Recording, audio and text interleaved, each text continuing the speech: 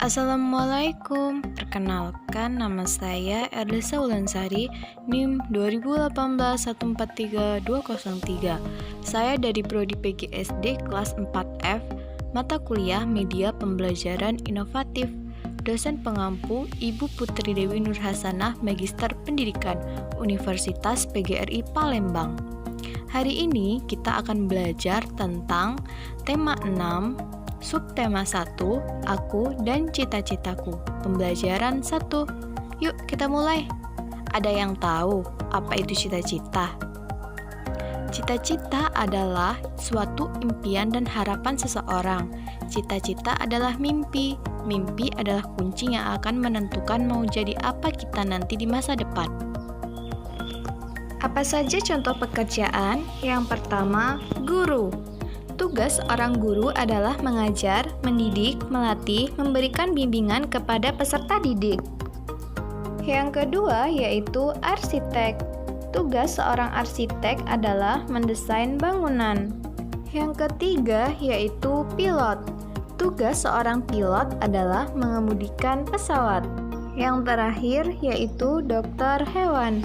Tugas seorang dokter hewan adalah mencegah, memeriksa, mengobati, dan melakukan perawatan pada hewan.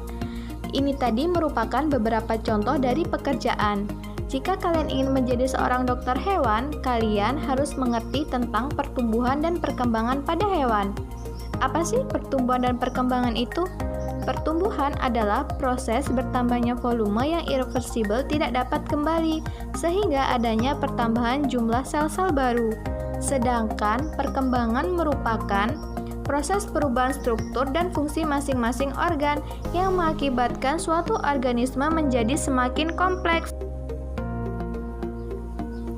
Hewan apa saja ya mengalami pertumbuhan dan perkembangan?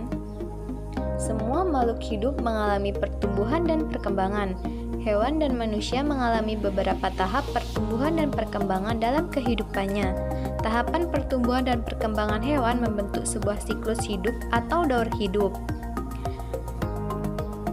Hewan mengalami pertumbuhan dan perkembangan yang berbeda-beda. Ada jenis hewan yang mengalami perubahan bentuk di setiap tahap hidupnya. Hewan yang mengalami perubahan bentuk dalam siklus hidupnya berarti mengalami metamorfosis. Sedangkan hewan yang tidak mengalami perubahan bentuk dalam siklus hidupnya berarti tidak mengalami metamorfosis.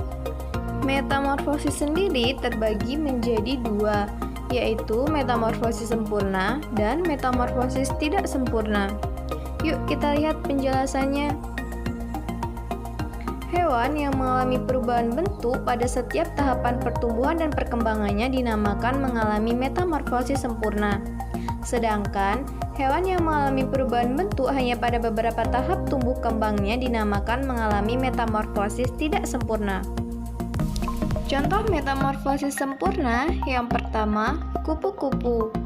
Metamorfosis sempurna pada kupu-kupu dimulai dari telur, larva, pupa, dan kupu-kupu dewasa. Yang kedua, katak. Metamorfosis sempurna pada katak dimulai dari telur, kecebong tanpa kaki, kecebong berkaki, katak berekor, dan katak dewasa. Yang ketiga yaitu nyamuk. Metamorfosis sempurna pada nyamuk dimulai dari telur, larva, pupa, dan imago atau nyamuk dewasa. Contoh metamorfosis tidak sempurna yang pertama, belalang. Metamorfosis tidak sempurna pada belalang dimulai dari telur, nimfa, imago, atau belalang dewasa.